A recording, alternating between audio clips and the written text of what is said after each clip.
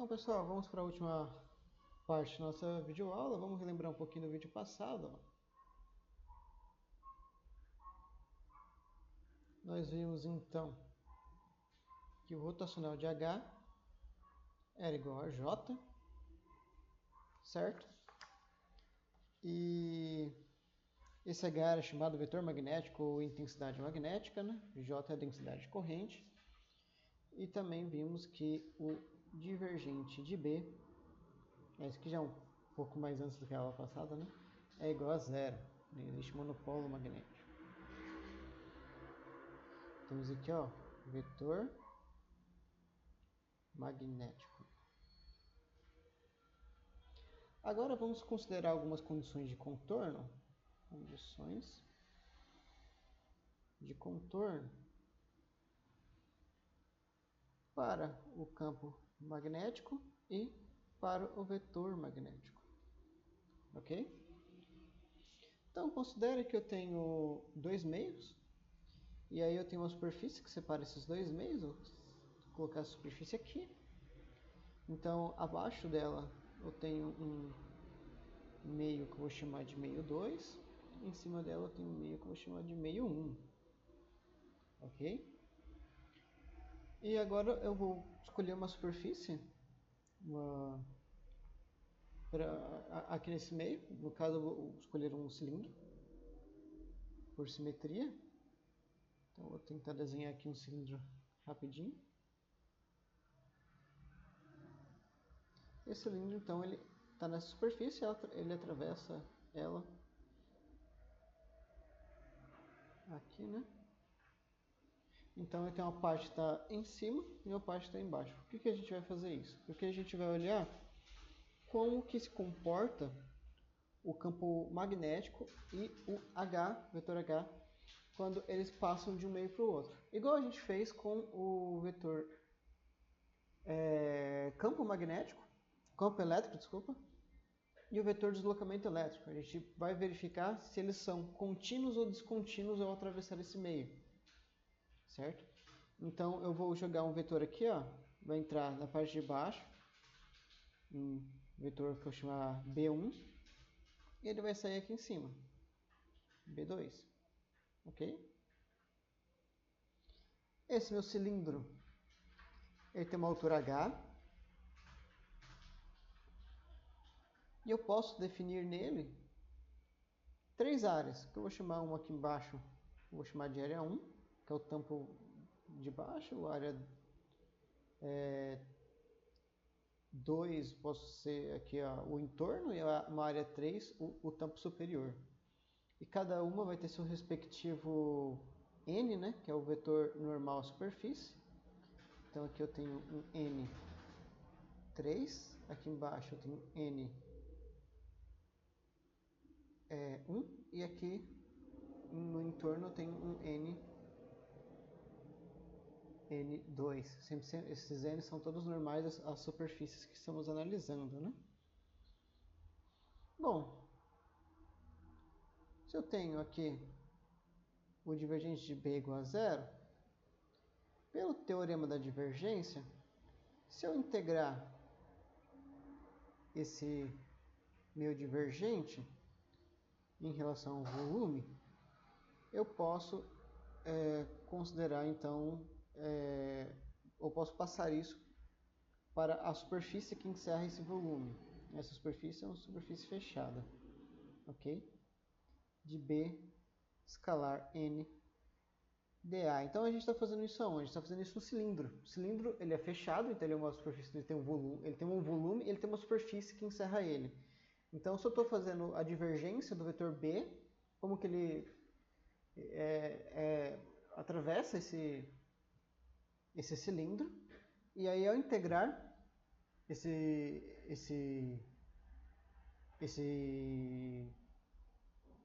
essa componente, esse B, né, em relação ao seu divergente, eu consigo associar então uma integral de superfície de B escalar NdA. Esse é o teorema da divergência, ok?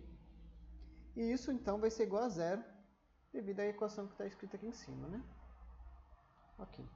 Então vamos pegar isso daqui, ó, essa integral fechada na superfície, e vamos calcular. Então, ó, vamos calcular essa integral no cilindro. Ok? Vamos calcular a integral nesse cilindro. Bom, essa integral, que é uma integral de superfície, de uma superfície fechada, que é do cilindro. No cilindro a gente viu que a gente tem 3 superfícies, então eu posso integrar cada uma dessas superfícies e somar.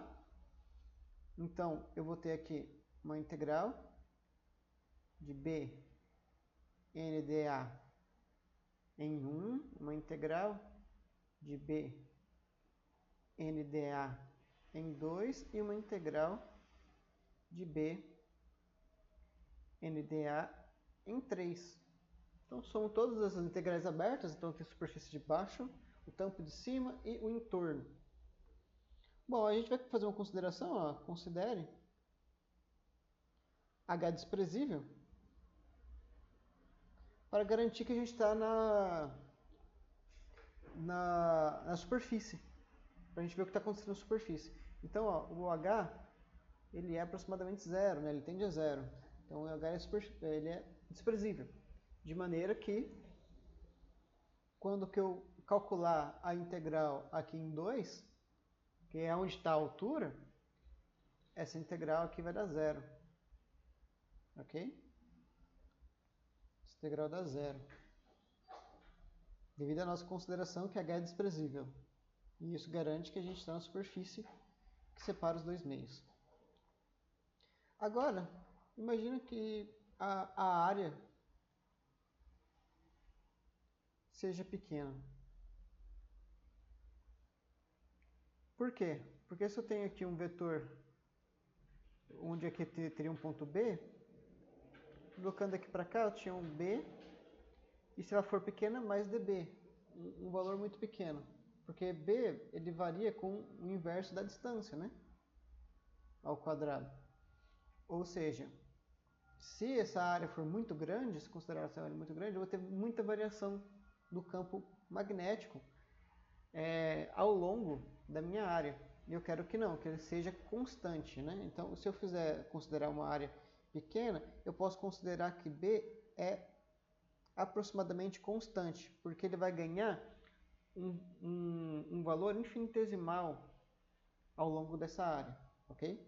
Então, a gente vai considerar que essa área seja pequena, e aí a gente consegue considerar que seja constante o nosso campo magnético. Sendo assim, eu posso escrever essa integral, ó, então vamos continuar a fazer essa integral de b escalar n dA. Eu posso tirar o b da integral, porque ele é constante. Integrando em relação à área, multiplicando por uma constante sai da integral. Então, em 1 eu vou chamar de B1, que é a notação que a gente colocou ali no desenho. Escalar o nosso vetor, a nossa integral em 1, que é N1 dA. Ok? Mais o que sobrou, que é o 3, né? Então, eu vou ter um B. Aqui vamos mudar a notação do desenho, que eu coloquei B1 e B2, mas como que ele está atravessando ali em 3, vamos chamar esse B de B3, tá? Fazer sentido o número da superfície com o nosso vetor. Então, que seria um B3 escalar com a integral em 2 de N2dA. Beleza? Ou ainda poderia tirar, vamos escrever de outro jeito, né? Eu poderia tirar esse N1, né, porque ele é simplesmente um vetor normal, e integrar simplesmente a área. Vamos escrever nessa notação que fica mais simples, né? Mais elegante.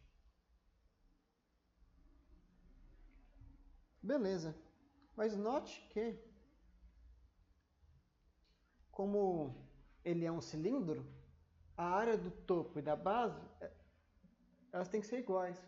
Porque Porque se a área do topo fosse menor do que a área da base, quer dizer que a parede já teria um ângulo, né? E formaria um cone, um tronco de pirâmide, né? Então, se a gente está considerando que é um cilindro, então quer dizer que a área do tampo de baixo e de cima são iguais. Ou seja, eu vou chamar que área 1 é igual à área 2. E quando eu integrar essas áreas, eu vou simplesmente chamar de área, vou chamar de um ΔA, ok? Que são as áreas 1 e 2 são iguais. Também, quando a gente olha os vetores normais a essas áreas, eu noto que o N2 ele é igual a menos N1, ok?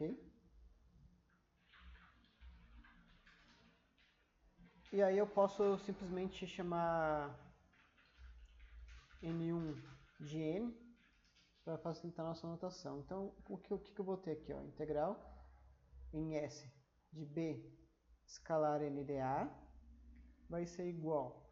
Bom, como que a área aqui vai ser igual, eu posso colocar em evidência meus campos. Então, eu vou ter que B1 escalar N menos B. Aqui é 3, né? O 2 já tinha saído. Aqui é tudo 3. Corrige aí, pessoal. 3. Menos B3 escalar N. Tudo isso vezes ΔA. Ok? Isso tem que ser igual a zero, porque o divergente de B é zero. Bom, se eu tenho ali por mais que a área seja pequena, essa área ela é não nula, né? Portanto, para isso se anular, isso daqui tem que dar zero. Logo, B1 escalar N, eu vou manter, bom, escalar N tem que ser igual a B3 escalar N. Logo, isto é, as componentes do nosso vetor B são contínuos. Bacana, conseguimos mostrar que as componentes do campo magnético são contínuas. Agora vamos olhar para o campo, para o vetor magnético, né? Então, ó, agora vejamos H. Sabemos que, por onde a gente vai partir, que o rotacional de H é a nossa densidade de corrente J, né? O vetor J. Que pelo teorema de Stokes,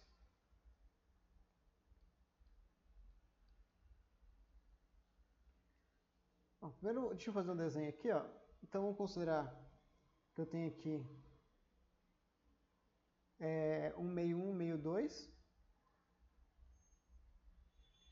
que eles são separados, né?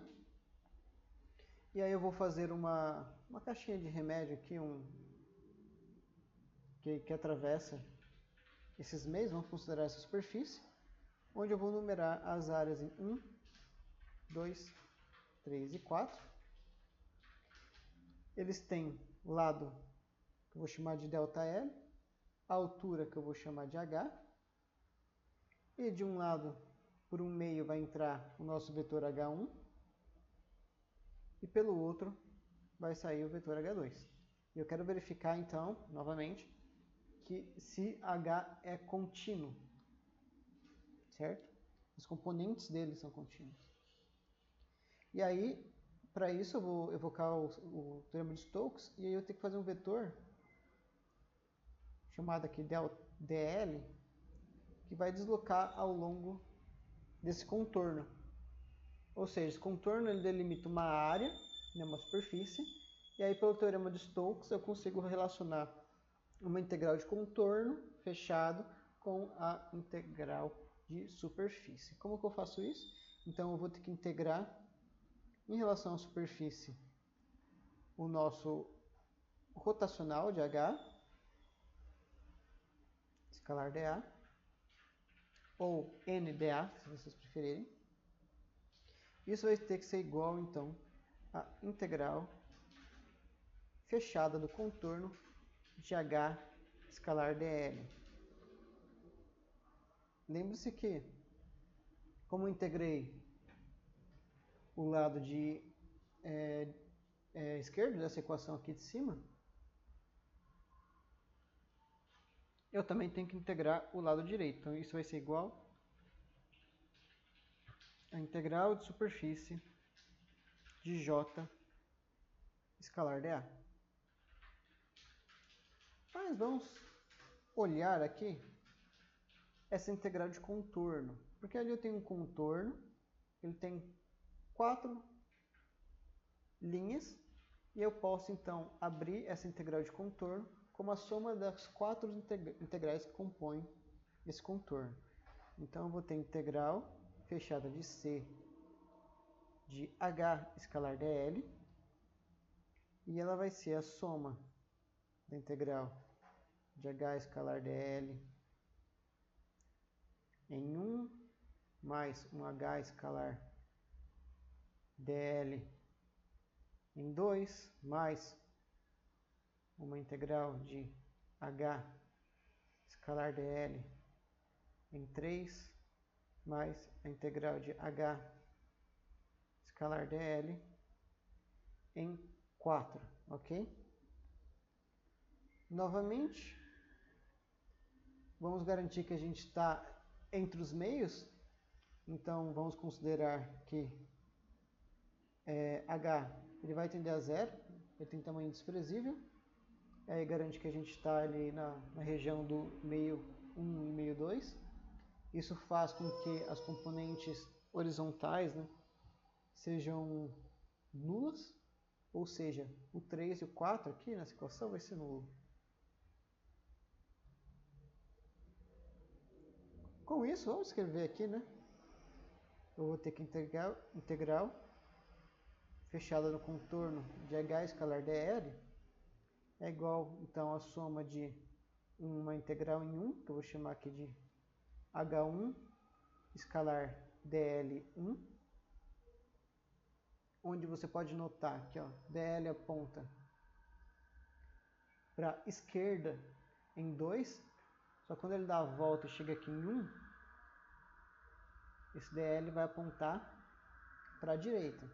Então, esse aqui eu vou chamar de dL1, esse aqui eu vou chamar de dL2. Eles têm sentidos opostos, ok? Mais a integral de 2 de H2 escalar dL2. E tudo isso vai ser igual à nossa integral de superfície de J escalar dA. Ok? Agora, se eu considerar que ΔL é pequeno,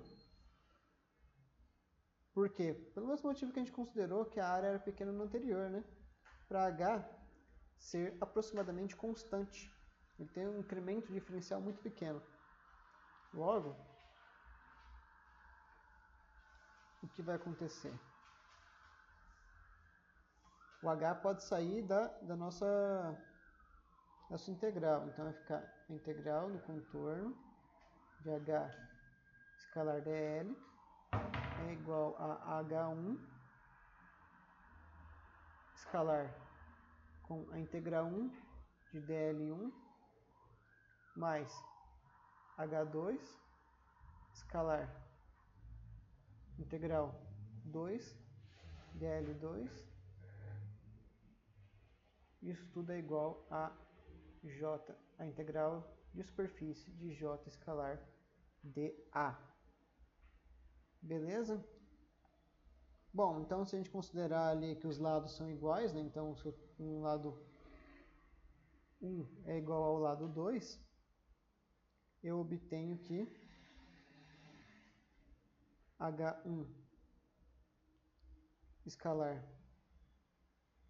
dL, vetor, menos H2 escalar em ΔL, vetor, vai ser igual a nossa integral, ok? Que é a integral de j escalar dA.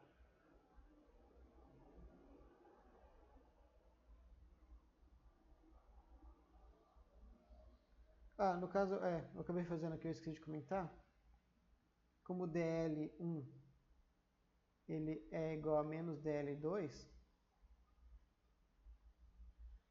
isso eu vou chamar simplesmente de dl, e aí eu integro e obtenho apenas o ΔL, ok? Então, como eles são iguais, eu vou ter apenas ΔL, só que aí eu vou ter que inverter esse sinal, né? Por causa da diferença dos sentidos dos dLs, ok? Essa integral aqui, ela se anula, então h1 escalar dl menos h2 escalar dl é igual a zero. Colocando esse dl em evidência, eu teria que h1 menos h2 escalar dl é igual a zero. Como que dl ele é não nulo, certo? dl é não nulo, isso daqui tem que ser nulo. Portanto, h1 deve ser igual a h2, certo? Então, as componentes do nosso h são contínuas. Isso quando o meu j der zero. Ou seja, quando a densidade de corrente, que a gente considerou que daria zero ali em cima, né? A densidade de corrente de superfície for nula. E para o caso que essa integral aqui, ó, não der zero, né? Caso que essa integral não der zero, então essa componente ela não seria contínua, ok? Mas se eu tiver uma superfície onde a densidade de corrente ela for nula, a componente é contínua, certo? Então era isso que tínhamos para a aula 9. Espero que vocês tenham compreendido todos os passos, né? Qualquer dúvida pode mandar. É isso aí. Obrigado, pessoal.